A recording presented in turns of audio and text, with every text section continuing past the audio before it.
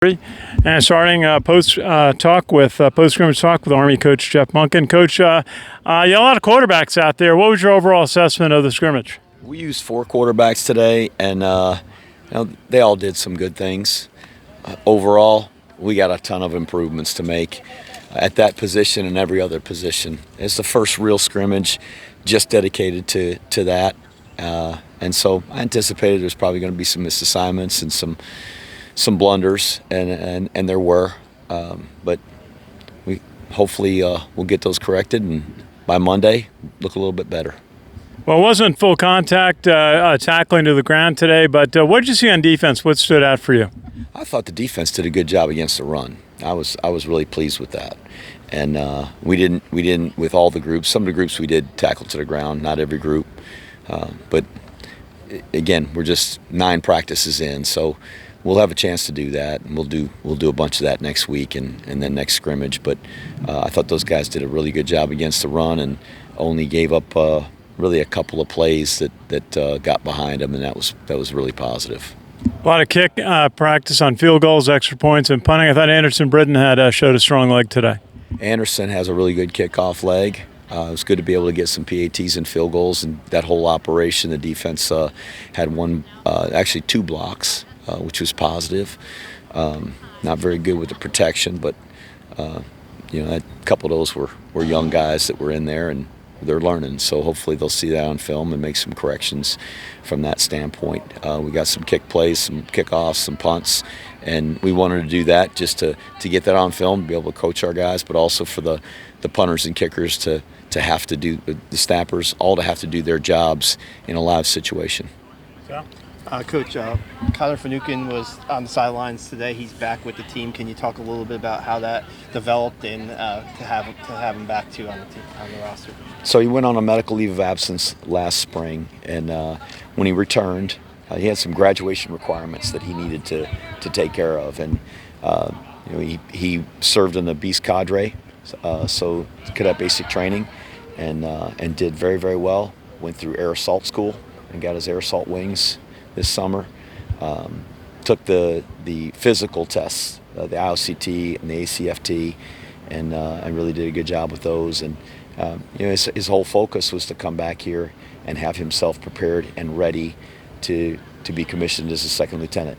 And we really didn't anticipate him having an opportunity to play because of those graduation requirements. But he did such a good job this summer, and really, I think, impressed so many people that were in the leadership, our leadership team here, the TACs, the BTO, the commandant, the superintendent. He just did a remarkable job and showed his leadership skills and just really proved how important it is to him to have a chance to commission and be an infantry officer. So the superintendent was really in favor of him being able to represent our institution because he did such a great job this summer. That's a guy that is a role model for his peers in the Corps, and they all saw him. They saw him excelling in those different leadership positions this summer, and it'd be good for them to see him playing on the field and serving in a leadership role with our football team. He's gonna. It seems like he's a little lighter than he usually is. Does he have to hit a couple buffets before the season starts, or like? Yeah, he's really, really thin for him. He's lighter right now than he was when he came here as a freshman. So he came here as a true freshman out of Baton Rouge Catholic High School and weighed more then than he does now. So he's got a lot of work to do to get his body back in condition to play college football. He's not prepared to do that yet. But like I said, his sole focus was on attacking these leadership peg points that he had to do for graduation, and really just focused on developing and growing as a candidate to become an officer, and that was his priority. So to go through Beast Barracks or Cadet basic training and be in the cadre, you got to be in great condition. He was out there doing the marches and all the runs, and so a completely different body than he had before. And so this starts the rebuild, and it's going to be a while before we have him back in football playing condition. But the guys are excited to have him back. I know he's excited to be back, and I'm pleased to see him out here too. Two of the younger players that kind of stood out for me were Ethan Washington, the quarterback today, making some plays, and then Larry Pickett Jr. had also an interception in the end zone. Can you talk about how those guys, the development of those guys early in preseason? Both of those guys played in our prep school program a year ago, and both very talented players. Ethan is as you can see, got a lot of ability. The game will slow down for him as he gains a better understanding of the offense. The terminology is a little different, and things are a little different with Cody calling the plays this year. So what he did at the prep school isn't a complete carryover, but there's a lot of things that do. Larry's very talented, very long player. I'm excited about him, excited about his development, and I don't know if either one of those guys will play as freshmen. There's still some time for us to sort that out, and we've got a whole season. And it may not be early, maybe it's later on in the season that they have a chance to contribute. But excited about Larry. That was a really nice interception he had, and unfortunately it was Ethan trying to force that pass down there, and he should have tossed it in the stands or just tucked it and ran. But that's a freshman mistake, and so hopefully he'll grow out of that too. And Coach, just a couple of your running backs, did well today. Hayden Reed, David Clerk, and Brennan Fisher, the freshman, had that 60-yard run. That was nice to see him break out of there, and we had a couple of times that our running backs popped out of there. Probably, which, like I said, I thought it was a really good job by our defense stopping the run. A couple of those long runs were against the younger groups on defense.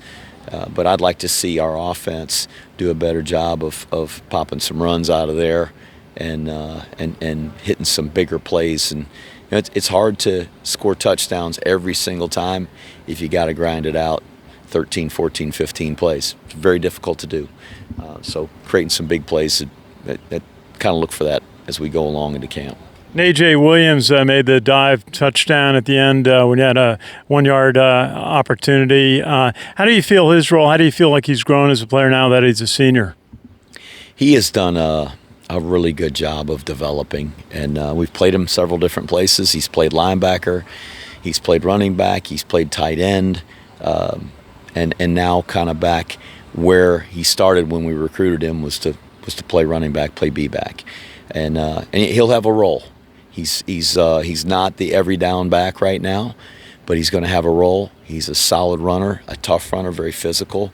He's also an excellent blocker, and I think that's going to give us the opportunity to find some places for him to play.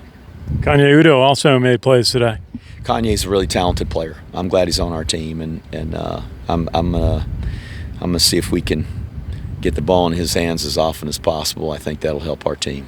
How do you evaluate this and then go on to your week of practice? I'll watch the film and tonight and tomorrow. Have pretty extensive meetings tomorrow to have or give our guys an opportunity to watch it and to learn from it, and then go into Monday's practice and try to correct the mistakes. Coach, thank you. Thanks. Joe Iacano, go ahead on Zoom. Hey, Coach Monken, what was the best thing you saw today, and what's probably the number one area for improvement, at least out of what you saw so far? I thought the defense did a really good job against the run. That was the best thing I saw today, and it's a little bit hard to tell sometimes when you're not tackling the ground on every play, but I thought the guys did a really good job beating some blocks, reading what was going on, getting themselves in position, and that was a positive. I was disappointed with some of the pre-snap penalties that we had on offense. We had about 5 of those, some with the young guys, but that's disappointing. We gotta correct that, and we got to do a better job of moving the line of scrimmage up front on offense. So those things have to improve. It's hard to really assess without watching the film.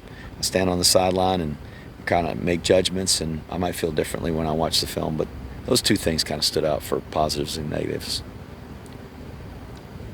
And final follow-up question based on that, you probably will need to watch the film before you know more about this, but what was your assessment overall of the quarterback play today? Oh, I was pleased with the top, but well, I should say, Helms I thought did a good job. He's a tough runner, got a really good arm, missed a couple of throws. But I thought he did a good job, really, for he was in there with the first huddle. So his first opportunity to do that, I was happy. He's matured, he's grown, he's improved a lot even from the spring. You can see that he's playing more like a veteran player should. And I was really pleased with the young guy, Ethan Washington. I thought he did a nice job. He made some good runs. He's very elusive, good on his feet. He's not a power runner like Bryson Daly, but a good runner. And he can make some good throws. He made a nice throw down there to a guy on a wheel route, and then had a couple of opportunities to hit some throws and threw it a little behind a guy a couple of times. One across the middle, I think it was on a 4th down. He had a chance to run it, but he kind of winged it in there, and you can see the ability that he has when he does those things. So I'm anxious to watch him grow and develop. He's certainly not ready to be our quarterback yet, but I think in due time he's going to have himself in the mix. Thanks, Coach. Ken McMillan. Hi, Jeff.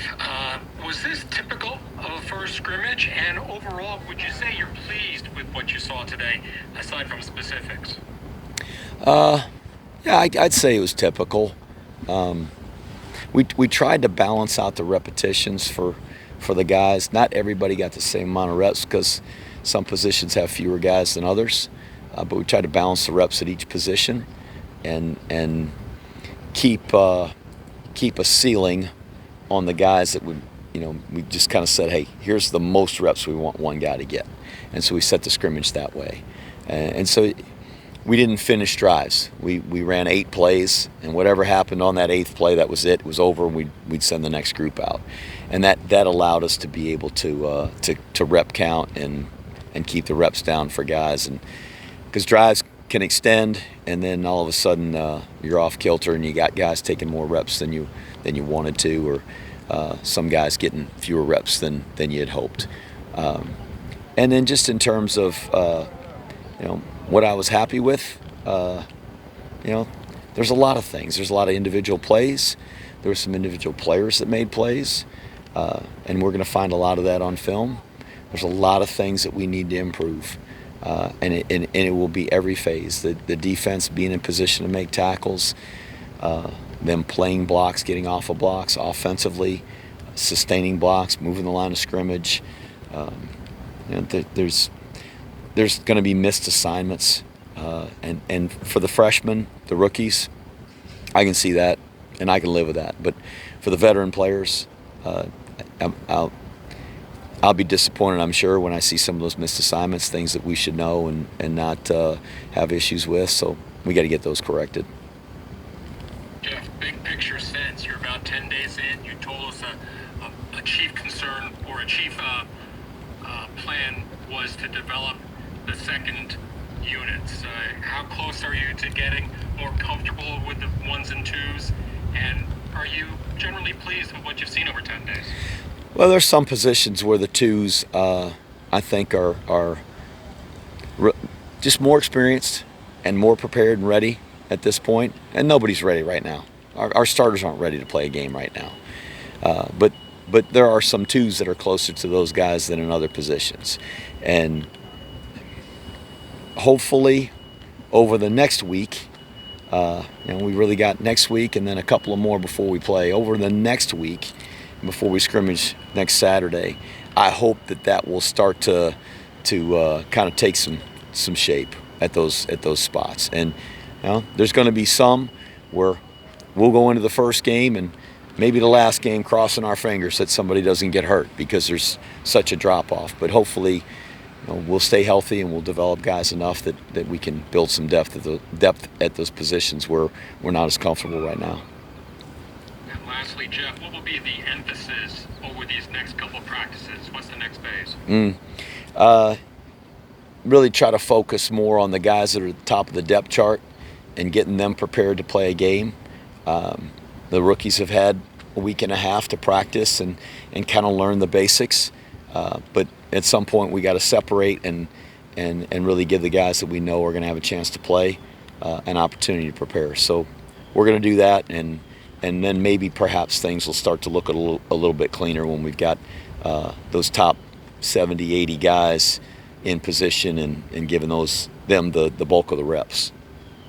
Hey Jeff, how weird is it seeing the East stands gone while you're at Mikey? Yeah, everybody mentioned that. This is the first time I've really come down and kind of walked along that wall, and it is different.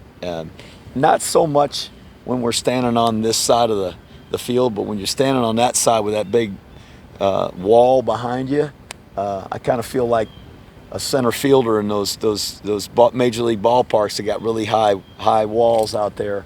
It's really different to stand there and feel that wall and not have grandstands behind you. Is it Wrigley without the ivy? Well, Wrigley's got a little bit harder surface. We at least got some pads out here. Wrigley's got the brick behind the ivy, which, man, I'm a huge Cubs fan, so I hope that'll never go away. But it's different, but it's exciting. The progress and knowing what's going to be over there in a couple years, it's really exciting for us. Thank you, Jeff. Thanks, guys, on Zoom. All right, That's it, thanks everyone. everybody. Thank you. Coach.